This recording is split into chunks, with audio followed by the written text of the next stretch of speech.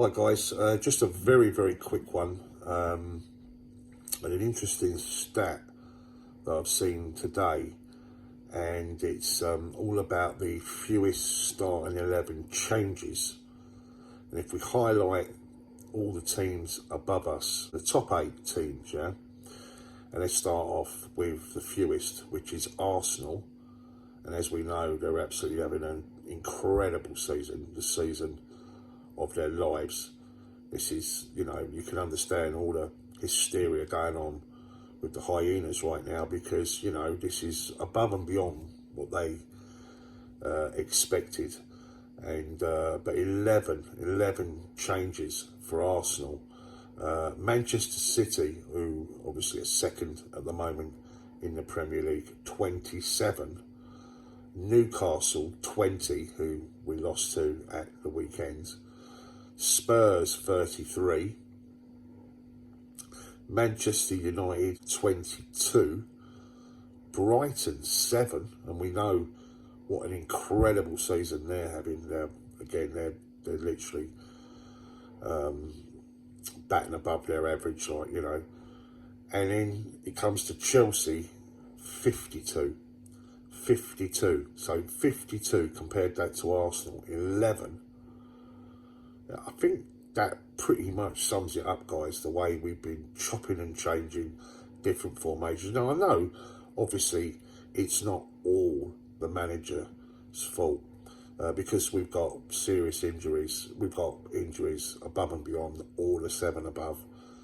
It's ridiculous if you was to put those injuries to key players, to all those teams above.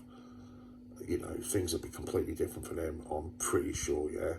Reece James, Chilwell, N'Golo Kante, Fofana. It's a ridiculous injury list, yeah.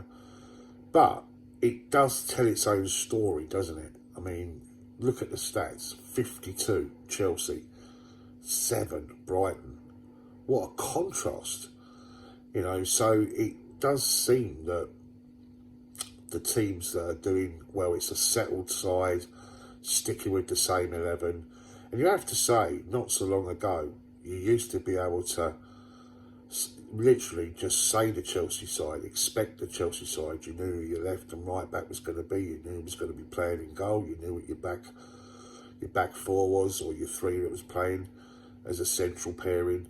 When Golo would play. It was a pretty hand-picked side. You knew what to expect. And wherever there was any changes, it was just simply down to injury.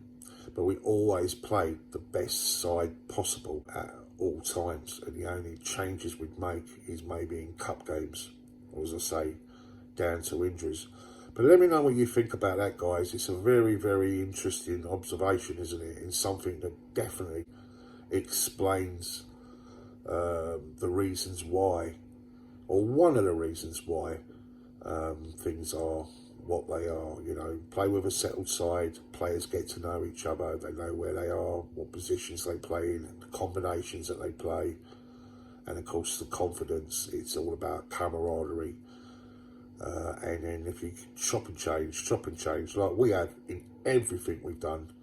As I said, we cleared the decks, completely cleared the decks, instead of doing things from a logical perspective. We've, got rid of everyone and the manager, a winning formula. Surely for me, the most logical thing would be to stick with what you got and just add to it little bit by little bit until you replace it, one by one. You do it in a logical, sort of practical way, pragmatic sort of way of doing things. But these are billionaires, and by the looks of it, it's all about the ego. It's very much about egotistical moments where they paid the money and they will do it their way, so they'll clear it all, start again, and then this is their project.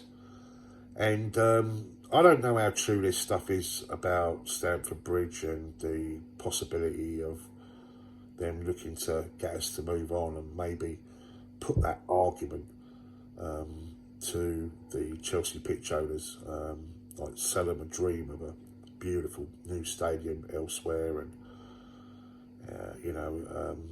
and all the implications regarding that. But is that another thing, you know? So, like, take away the one piece of control that the supporters got. So everyone's gone, including the manager. I think most of us, especially from reading the comments, agreed that it was a ridiculous decision. But to get rid of the fans, maybe, you know, to bring back the control back onto their side, you know, remove the Chelsea pitch owners, little bit of control that we have as supporters over every other club out there. So I mean, going back to the changed 11, it's rather interesting that Arsenal, you know, they're 11, 1 to 11 in the old terms of looking at things, are pretty much the same. They're stuck to a winning formula, stuck to a team that's settled and, you know, and it's clearly working. Let's be honest. Manchester City 27, and that's with an incredible squad, you know, like 2 players for every position. That's world class, you know, but they're still pretty much stuck to how it is. Spurs 33, well, that's Antonio Conte. Maybe he's chopped and changed in the cup competitions and everything else. Ten Hag is at 22, and we all know that they're looking more like the Manchester United of old, definitely better than what they were before.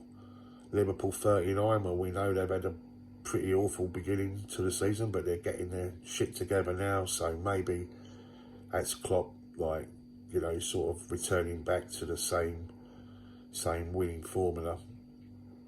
And Brighton, playing over and above their station, as we know, you know, an absolute inspiration. The lowest of all was 7. And then there's Chelsea. And we all know we're very much in the mud right now. 50-2. Wow. Let us know what you think down below, guys. Much love, and up the Chelsea.